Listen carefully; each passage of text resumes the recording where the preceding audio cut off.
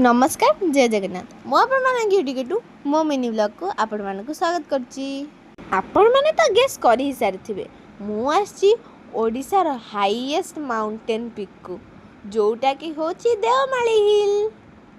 आ AD देखंतु आमे एठी ओटे तार पॉइंट रे अछु। एठी सेल्फी पॉइंटटा आ एठी केते सुंदर व्यू अछि।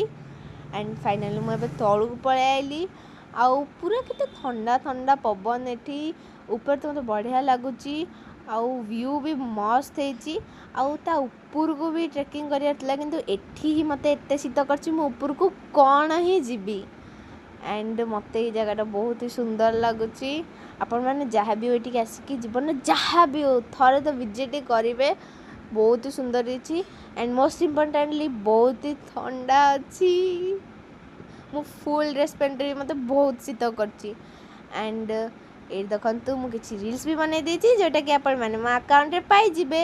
एबे मु रहूची देखा नेक्स्ट मिनी ब्लॉग रे सेबे जे बाय बाय।